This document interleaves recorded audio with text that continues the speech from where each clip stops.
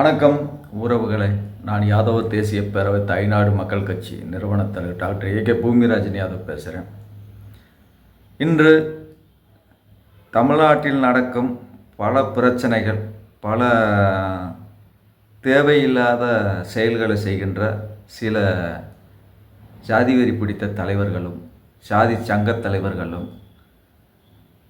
இயக்குநர்களும் cinema தன்னை விளம்பரப்படுத்தி கொள்ள வேண்டும், பல கோடிகளை கொள்ளையடிக்க வேண்டும், தன் சமுதாயத்தை வைத்து ஏமாற்றி பிளப்பு நடத்த வேண்டும் என்று ஜாதி வெறி பிடித்த தலைவர்களுக்கான பதிவு. பொதுவாக இன்றைக்கி தமிழ்நாட்டை பொறுத்தளவுக்கு அதிமுக, திமுக, பாஜக, காங்கிரஸ் அரசியல் செய்ய வேண்டும். ஆரியனுக்கும் அடியாளாகவும், திராவிடனுக்கும் அடியாளாகவும், தமிழ் தேசியத்துக்கும் அடியாளாகவும், அதுபோக இந்த பிற மாநிலத்திலேருந்து பிளப்பு தேடி வர்றாங்கள்ல, அவர்களுக்கும் அடியாளாக இருந்து பிளப்பு நடத்துகிற கூட்டம். இங்கு நாங்கள் மட்டும்தான் உயர்ந்த சாதி, நாங்கள் மட்டும்தான் ஆண்ட பரம்பரை, பிறர் சமுதாயமெல்லாம் எங்களுக்கு கீழ்தான் என்ற ஒரு பிம்பத்தை தவறாக பயன்படுத்துகிறார்கள். நாம் உழைத்து வாழ வேண்டும், பிறரை கெடுத்து வாழக்கூடாது. அது எல்லா பேருக்குமே என்னென்னா உழைச்சித்தான் வாழணும்.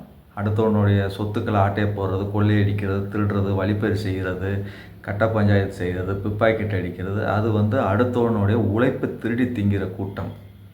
அந்த இதை நம்ம என்ன செய்யக்கூடாது. இதை சொல்லிக் கொடுக்கறதுக்கு ஜாதி சங்க தலைவர்கள், அவங்க சொந்த சமுதாயத்தில் இருக்கிற தலைவர்கள், அரசியல் கட்சி தலைவர்கள் சொல்லி கொடுத்து வளர்க்கணும். எவன் என்னென்னு போகிறேன், நம்ம முன்னேறணும், நம்ம சமுதாயம் வளரணும், நம்ம சமுதாயத்தில் இருக்கிற ஜாதி தலைவர்களுக்கு எல்லா ஊர்லேயும் சிலை இருக்கணும், போர்டு இருக்கணும், கொடி இருக்கணும், நம்ம அடையாளம் மட்டும்தான் இருக்கணும். மற்றவனெலாம் மிரட்டி மிரட்டி அடித்து வெட்டி குத்தி கொலை செஞ்சு அவனை வளரவே விடக்கூடாது. அவனுடைய வீடுகளை சேதப்படுத்தணும், சட்டி மூட்டி பாத்திரம் பண்ணுறது அனைத்தையும் திருடணுன்றது சொல்லி கொடுக்குறவன் தலைவராகவே இருக்க மாட்டான். அவனுடைய தொழில் திருடுற தொழிலாக மட்டும்தான் இருக்கும். இன்றைக்கி தேவையில்லாத செயல்களை செய்து கொண்டிருக்கிறார்கள். ஐயா இமானுவேல் சேகரனார், அவர் இராணுவ வீரராக இருக்கட்டும், இல்லை சுதந்திர போராட்ட தியாகியாக இருக்கட்டும், அது உனக்கு அதை பற்றி கேட்க வேண்டிய அவசியமே கிடையாது. ஒரு சமுதாயத்திற்காக தன் உயிரை தியாகம் செய்த நபரை அந்த சமூகத்தை சார்ந்தவர்கள் கடவுளாக கொண்டாடுகிறார்கள். அதில் உனக்கு என்ன தப்பு இருக்கிறது? அந்த நீதித்துறை போய் தொடர்ந்து அச்சுறுத்துறது, நீதிமன்றத்தில் வழக்கு போகிறது, நீதிபதி அவங்க இந்த வழக்கை என்ன பண்ணணும்னா தீவிர விசாரணை நடத்தணும். எதற்காக இந்த நபர் தொடர்ந்து வழக்கு போடுறாங்க, இவங்களுக்கு அவங்களுக்கு என்ன சம்மந்தம், இவன் யார், அவனை புரிஞ்சுக்கிறான். ஒரு பொதுவாக சொந்த சமுதாயத்தை சார்ந்தவனாக இருந்தால் கேட்கலாம். நீ அடுத்த சமுதாயத்தில் போய் வழக்கு போடுறதே தப்பு. அது போக தமிழ்நாட்டில்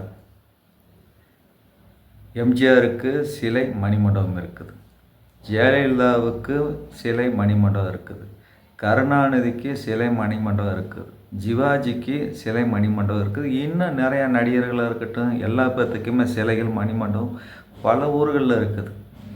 ஏன் பாடகர்களுக்கு கூட இருக்குது மணிமண்டபம், சிலைகள் இருக்குது. இதனால் உனக்கு ஏன் தப்பாக தெரியுது? உனக்கு உன் சமுதாயம் எவ்வளவு பெருசாக தெரியுதோ அதுபோல் ஒவ்வொருத்தவங்களுக்கும் இங்கே தமிழ்நாட்டில் இருக்கிற அத்தனை சமுதாயத்துக்கு அவங்களுடைய சமுதாயம் பெருசாக தான் தெரியும். அப்போ நம்ம என்ன பண்ணணும், இந்த வழக்கை போட்டதே தப்பு. நீதித்துறை உடனடியாக தீவிர விசாரணை நடத்தி அந்த வழக்கு கால நேரத்தை கோர்ட்டை வீணடித்தது, பிற சமுதாயத்தை ஜாதி மோதலை தூண்டி விட்டது, இது போன்ற குற்றங்களுக்கு செய்து அந்த நபர் மீது குண்டர் சட்டத்தின் கீழ் வழக்கு பதிவு செய்து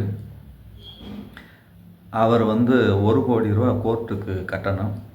இந்த 1 கோடி ரூபா ஐயா இமானுவேல் சேகரனார் அவருடைய நூலகத்திற்கு அந்த படிக்கின்ற குழந்தைகளுக்கு பயன்படுத்த வேண்டும். இதை நீதித்துறையே வாங்கி கொடுக்கணும். அது போக நான் ஒரு சினிமாவுக்கு டப்பிங் பேசினேன். இப்போ முதலமைச்சராக இருக்கட்டும், கலெக்டராக இருக்கட்டும், நம்ம போய் ஒரு மனு கொடுப்போம். மனு கொடுத்தா என்ன பண்ணுவாங்கன்னா வாங்கி வாங்கி பார்த்துட்டு திருப்பி அதை ஒரு இதுவும் செய்ய மாட்டாங்க, அந்த மனுவை தூக்கி போட்டுறாங்க. சரி இப்படியே நம்ம கலெக்டருக்கும் முதலமைச்சருக்கும் கொடுக்குறோம், ஏன் இதை போய் நம்ம ஒரு மாட்டுக்கு கொடுக்கக்கூடாதுன்னு ஒரு மாடை பிடிச்சிட்டு போய் கலெக்டர் அலுவலகத்தில் நிறுத்தி ஒரு மனு கொடுக்குறேன். மனுவை மாடு வாங்கி பார்த்துட்டு நான் அப்போ கேட்பேன், மாடே காலையில் நீ சாப்பிட்டியா, மாடே மதியம் நீ சாப்பிட்டியா, மாடே நைட்டு சாப்பிட்டியா. இதுக்கு அர்த்தம் என்னண்டா, மாடுகிட்ட நம்ம என்ன கேட்டாலும் தலையாட்ட அதை நான் சாப்பிட்டேன்னு சொல்லாது. அது மாதிரி தான் அரசாங்கமும் மாவட்ட ஆட்சியரும். அது போன்று தான் இந்த தவறான நபர்கள் போய் நாங்கள் ஆண்ட பரம்பரை, நாங்கள்லாம் உயர்ந்த ஜாதி, எங்களுக்கு கீழே மற்றவங்கன்னா இது அவங்கள புரிய வைக்க முடியாது. ஆண்ட பரம்பரை என்பது தமிழ் குடிகள், குறிஞ்சி, முல்லை, மருதம், நெய்தல், பாலை, இந்த 5 குடிகள்லுமே 5 சமுதாயத்தில் பிறந்தவர்கள்லாம் ஒவ்வொரு குடிகள் இருக்கிறாங்க. எல்லா பேருமே ஆண்ட பரம்பரையோட வாரிசுகள் தான். அதை புரிஞ்சுக்கோங்க. நீங்கள் உயர்ந்த ஜாதினா மற்றவங்களும் தாழ்ந்த ஜாதியான்று இது பண்ணுறது, அது போக ஒவ்வொருத்தவங்களை கொச்சைப்படுத்தி பேசுகிறது, ஒவ்வொருத்தவங்களை இழிவுபடுத்தி பேசுகிறது. இன்றைக்கி நீங்கள் இந்த அளவுக்கு உயர்ந்திருக்கிறீங்கன்னா உங்கள் பாட்டை முப்பாட்டனுடைய வரலாறுலாம் நீங்கள் திருப்பி பார்த்தீங்கன்னா நீங்கள் இன்றைக்கி இருக்கிற சமுதாயத்தை தூக்கி பிடித்து கொண்டாடுவீங்க. இன்றைக்கி இருக்கிற சமுதாயத்தால் தான் நீங்கள் அரசியல் ரீதியாக எம்எல்ஏ, எம்பி, அமைச்சர், மாவட்ட செயலாளர், கல்வி ரீதியாக, பொருளாதார ரீதியாக நீங்கள் இன்றைக்கி ஆடம்பரமாக நீங்கள் வாழ்கிறீங்க, சாப்பிட்றீங்கன்னா அதுக்கு காரணம் பிறர் சமுதாயத்தோடைய ஓட்டு வங்கிகளும் அவர்களுடைய உழைப்பும். நீங்கள் எந்த கட்சியில் இருந்தாலும் உங்களுக்காக ஓடி ஓட்டு கேட்குறாங்க, எந்த கட்சியில் இருந்தாலும் உன் பின்னாடி வர்றாங்க, எந்த கட்சியில் இருந்தாலும் உனக்காக போராடுறாங்க. உன் சொந்த சமுதாயத்துக்காக உன் பின்னாடி வர மாட்டேன் இருந்தாலும் உன் பின்னாடி வர்றாங்க, எந்த கட்சியில் இருந்தாலும் உனக்காக போராடுறாங்க. உன் சொந்த சமுதாயத்துக்காக உன் பின்னாடி வர மாட்டேன். ஆனால் உன்னுடைய வளர்ச்சிக்கு இன்றைக்கி நீ ஆடம்பரமாக வாழ்கிறதுக்கு எல்லா சமுதாயத்தோடைய ஒற்றுமை இல்லாமல் நீ எந்த காலத்திலையும் முன்னேற முடியாது. முதலில் சிந்தித்து செயல்படுங்கள். தேவேந்திர குல சமுதாயத்தை சார்ந்தவர்கள் பட்டியல் வெளியேற்றம் அறிவிக்க வேண்டும்.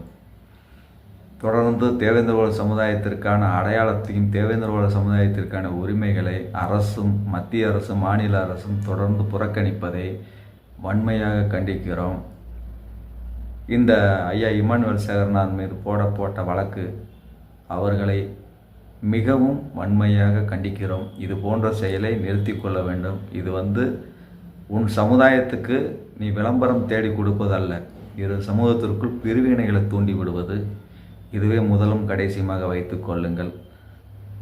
என்றும் மக்களுக்காக குரல் கொடுப்போம், என்றும் மக்களில் ஒருவனாக செயல்படுவோம், என்றும் உங்களில் ஒருவன் யாதவ தேசிய பிற தாய்நாடு மக்கள் கட்சி.